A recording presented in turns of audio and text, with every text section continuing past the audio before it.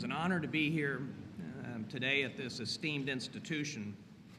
And before going on, I would like to acknowledge the presence this afternoon of two special guests, Nobel laureate and Secretary of Energy Dr. Stephen Chu, and the Vice Chairman of the Joint Chiefs of Staff and former Commander of Strategic Command, General James Cartwright.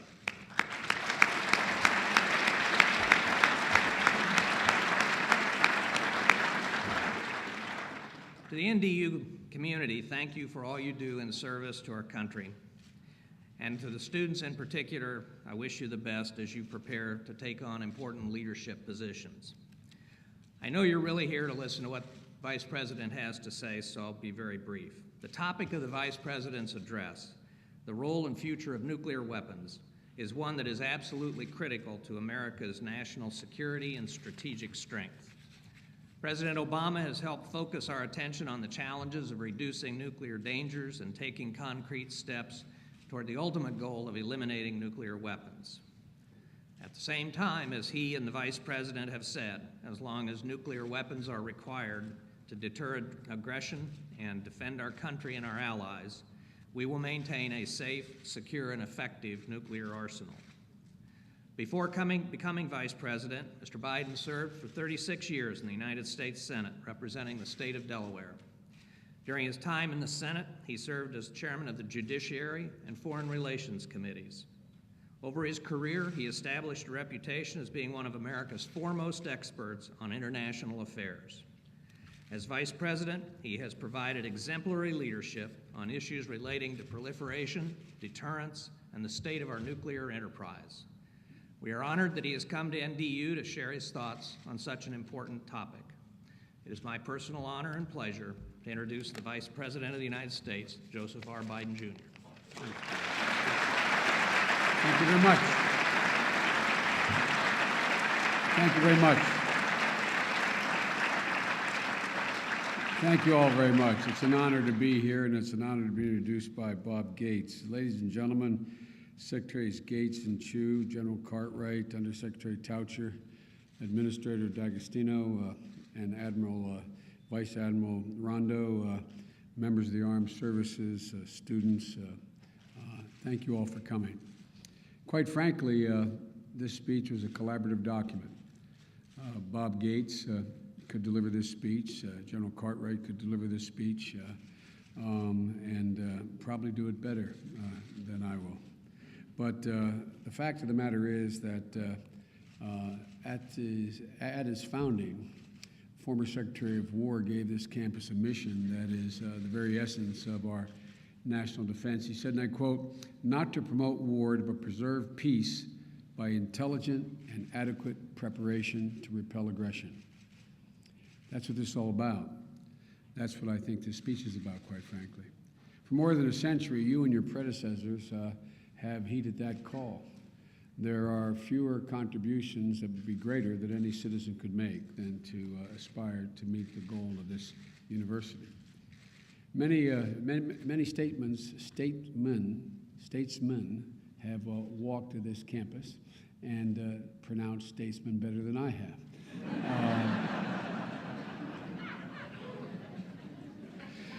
I told you Bob could give this speech better. But many statesmen have walked this campus, including our own administration's outstanding National Security Advisor, General Jim Jones. You taught him well. Folks, George Kennan, the scholar and diplomat, lectured here at the National War College in the late 40s, and just back from Moscow then, in a small office not very far from here, he developed the doctrine of containment that guided a generation of Cold War foreign policy. And some of the issues that arose during that time seem like very distant memories now. Matter of fact, I see some old colleagues from the Senate Foreign Relations Committee days when I got there 180 years ago as a 29-year-old kid, and some of them seem very distant. But the topic I came to discuss with you today, the challenge posed by nuclear weapons, continues to demand our urgent attention, just as it did immediately after the war. Last April in Prague, the President laid out his vision for protecting our country from nuclear threats. He made clear that we will take concrete steps toward a world without nuclear weapons. while retaining a safe, secure, and effective arsenal as long as we still need it. We will work to strengthen our nuclear non-proliferation treaty. We'll also do everything in our power to prevent the spread of nuclear weapons to terrorists and also to states that don't already possess them. You know, it's very easy to recognize the threat posed by nuclear terrorism, but we must not underestimate how proliferation to a state could be destabilizing in an entire region, regions critical to us, to our security, and may very well prompt the neighbors in that region to feel that they have to garner nuclear weapons themselves. Our agenda is based on a clear-eyed assessment of our national interest. We've long relied upon nuclear weapons to deter potential adversaries. But now, as our technology improves, we are developing non-nuclear ways to accomplish the same objectives. The Quadrennial Defense Review and the Ballistic Missile Defense Review, which Secretary Gates released 2 weeks ago, presented a plan to further strengthen our preeminent conventional forces so that they can defend our nation and our allies well into the future. Capabilities like an adaptive missile defense shield, conventional warheads with worldwide reach, and others that are developing and being developed will enable us to reduce the role of nuclear weapons as other nuclear powers begin to draw down even further, just as we wish to do. With these modern capabilities, even with deep nuclear reductions, we will remain undeniably strong and in a position to defend our interest against all our enemies. As we've said many times, the spread of nuclear weapons is the greatest threat facing the country, and I would argue facing humanity. And that is why we're working both to stop their proliferation and eventually to eliminate them. But until that day comes, we have to do everything in our power to maintain our arsenal and make sure it's reliable. At the vanguard of this effort, alongside our military, are our nuclear weapons laboratories, true national treasures that deserve our full support. Their invaluable contributions range from building the world's fastest supercomputers to developing cleaner fuels to surveying the heavens with robotic telescopes. But the labs are best known. They're best known for the work they do to secure our country. Time and again, we've asked our labs to meet our most urgent strategic needs. And time and again, they've delivered. In 1939, as fascism began its march across Europe, Asia, and Africa, Albert Einstein warned President Roosevelt that the Nazis were racing to build a weapon, the likes of which the world had never seen. In the Southwest desert, under the leadership of Robert Oppenheimer, the physicist of Los Alamos won that race and literally changed the course of history. Sandia was born near Albuquerque soon after the Second World War and became our premier facility for developing the non-nuclear components of our nuclear weapons arsenal. And a few years later, the institution that became Lawrence Livermore took root in California. During the arms race that followed the Korean War, it designed and developed warheads to keep our nuclear capabilities second to none. These examples and many other I could name illustrate that everyone in this room, what everyone in this room knows, but many in our country do not know, that the past century's defining conflicts were decided not just in the battlefield, but in the classrooms and laboratory. As Air Force General Hap Arnold, an aviation pioneer whose vision helped shape the National War College, once argued, he said that the First World War was decided by brawn, the Second World War by logistics. The Third World War would be different, he predicted. It will be won by brains. Well, General Arnold got it almost right. Great minds like Kennan and Oppenheimer helped win the Cold War and prevent a Third World War altogether. During the Cold War, we tested nuclear weapons in our atmosphere, underwater and underground, to confirm that they worked before deploying them and to evaluate more advanced concepts as well. But explosive testing damaged our health, disrupted our environment, and set back our non-proliferation agenda. 18 years ago, George H.W. Bush, President Bush, signed the nuclear testing moratorium enacted by Congress, which is in place to this very day. Under that moratorium, our laboratories have maintained our arsenals through what is known, you all know, but the public doesn't know the phrase, our stockpile stewardship program. They're able to do that without underground testing, using techniques that are as successful as they are cutting edge. Today, the directors of the nuclear laboratories, all of whom I had a chance to meet, tell me and the President and all of us that they have a deeper understanding of our arsenal from stockpile stewardship than they ever had when testing was commonplace. Let me repeat that. Our labs know more about our arsenal today than when they were able to explode weapons at our facilities on a regular basis. With our support, the labs can anticipate potential problems and reduce their impact on the arsenal.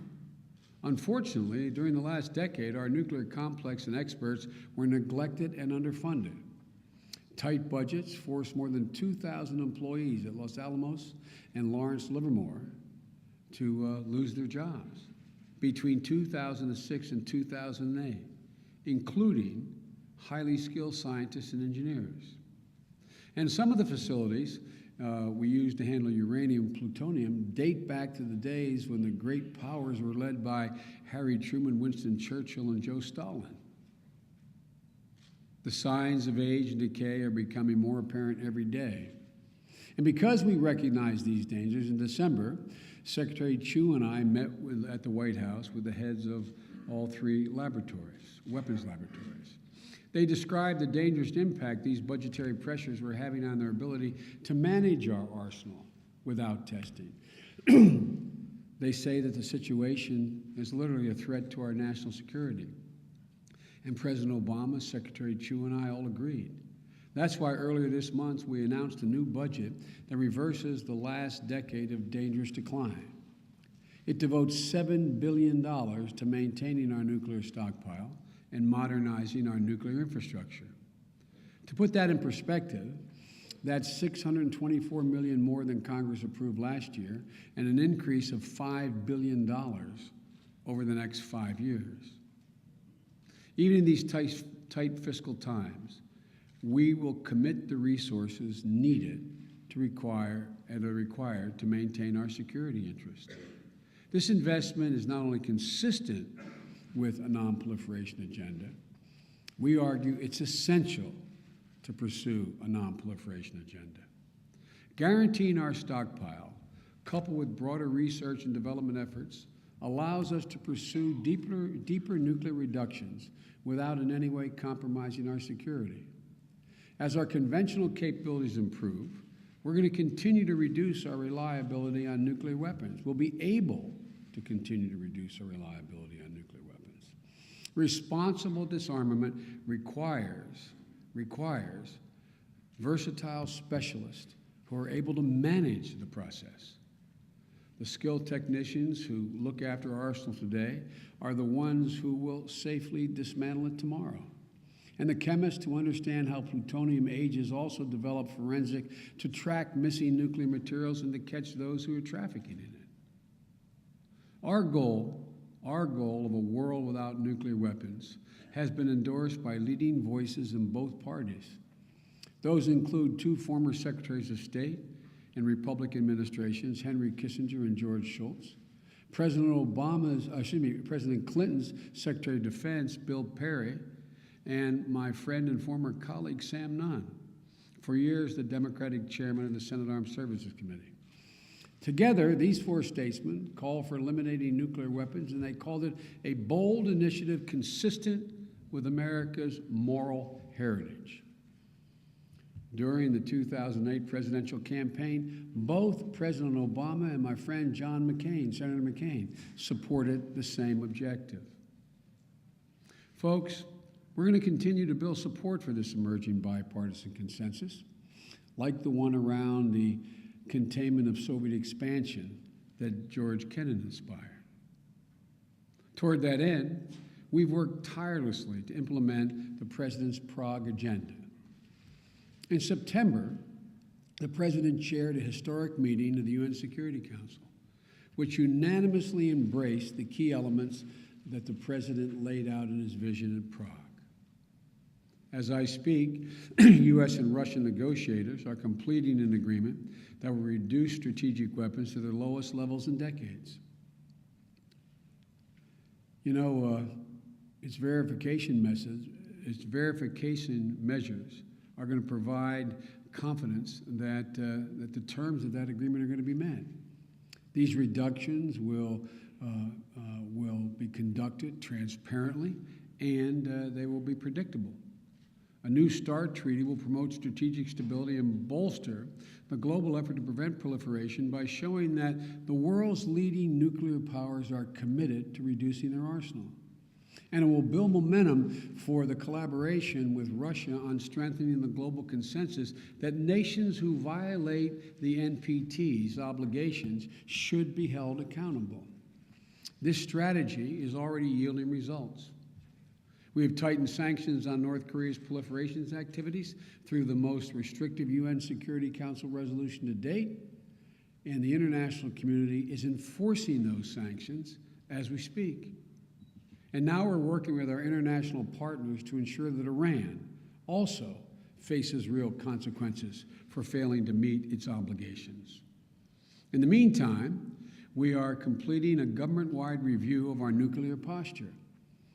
But already our budget proposals reflect some of the key priorities, including increased funding for our nuclear complex, a commitment to sustain our heavy bombers and land and sea-based missile capabilities under a new START agreement. As Congress requested, and with Secretary Gates' full support, this review has been a full interagency partnership. Another way of saying it to the average citizen out there, everybody's on the same page. Everybody's on the same page. We believe we've developed a broad and deep consensus on the importance of the President's agenda and the steps that have to be taken to achieve that agenda. The results will be presented to Congress, and they'll be presented soon. And then in April, the President is also going to host a national security summit to advance his goals of securing all vulnerable nuclear material within 4 years. There's a lot of it out there. It's a very high priority. We cannot wait. We cannot wait for an act of nuclear terrorism before coming together to share the best practices and raise security standards. And we will seek firm commitments from our partners to do just that in April. In May, we will participate in the Non-Proliferation Treaty Review Conference. We are rallying support for stronger measures to strengthen inspection and to punish cheaters. You know, the treaty had a basic bargain. The basic bargain was that nuclear powers will pursue disarmament and non-nuclear states will not acquire such weapons while gaining access to civilian nuclear technology. That's the cornerstone and has been the cornerstone of the non-proliferation regime. Before the treaty was negotiated, and that's back in the early 60s, President Kennedy predicted that the world would end up with up to 20 nuclear powers by the mid-70s. But because of the Non-Proliferation Treaty and the consensus it embodied, that didn't happen. Now, 40 years later, that consensus that constrained that kind of development and spread, that consensus is fraying. And it's time for us to reinforce this consensus and to strengthen the treaty for the future. And while we do that, we're also going to continue our efforts to negotiate a ban on the production of fissile material that can be used in nuclear weapons. We know that completing that treaty that will ban the production of fissile material will not be easy to do, nor will it come quickly. But the Conference on Disarmament must resume its work on this treaty as soon as possible. The last piece of the President's agenda from Prague was the ratification of a comprehensive test ban treaty. A decade ago, we led this effort to negotiate this treaty in order, and people forget why we did it. The treaty was designed in order to keep emerging nuclear states from perfecting their arsenal and preventing our rivals from pursuing ever more advanced weapons, as well as those who were not nuclear states from being able to even get there. We're confident, we're absolutely confident, and we've undertaken reviews to make sure our instincts are absolutely right. But we are confident that all reasonable concerns raised about the treaty back then, concerns about verification and the reliability of our own arsenal, have now been addressed. The test ban treaty is as important as ever. As President Obama said in Prague, and I quote, "We cannot succeed in this endeavor alone." The endeavor meaning the reduction of and eventual elimination of nuclear weapons. But he went on to say, we can lead it and we can start it. That's what we're doing. Some of my friends in both parties have many questions about the various aspects of our approach that I've just laid out for you. Some of my own party may have trouble reconciling an investment of $7 billion in our nuclear complex with a commitment to arms reductions. Some of the other party may worry we're relinquishing capabilities that have kept our country safe. With both these groups, we respectfully disagree. As both the only nation to have ever used a nuclear weapon and as a strong proponent of nonproliferation, the United States has long embodied a stark but inevitable contradiction. The horror of nuclear conflict may make its occurrence unlikely, but its very existence, the very existence of nuclear weapons, leaves the human race ever at the brink of self-destruction, particularly if the weapons fall into the wrong hands. Many leading figures of the nuclear age grew ambivalent about aspects of this nuclear order. Kennan, whose writings gave birth to the theory of nuclear deterrence, argued passionately, but with futility, against the development of the hydrogen bomb. And Robert Oppenheimer famously lamented, after watching the first mushroom cloud erupt from a device he helped design, that he had become, quote, the destroyer of worlds. Well, folks, President Obama is determined, I'm determined, Secretary Gates is determined, General Cartwright is determined, our entire government is determined that the destroyed world Oppenheimer feared must never become and will not become a reality. That's why we are pursuing the peace and security of the world without nuclear weapons. The awesome force at our disposal must always be balanced by the weight of our shared responsibility. Every day, many of you in this room, many of you in this audience, help bear that burden with professionalism, courage, and grace. A grateful nation appreciates your service. But together, we have to demonstrate to the world that we're going to live up to our responsibilities. Together, we will lead this world toward a world of less reliance and ultimately no reliance on nuclear weapons. I thank you for all that you do for the country. I thank you for taking the time to listen. And may God bless America, and may God protect our troops. Thank you very, very much.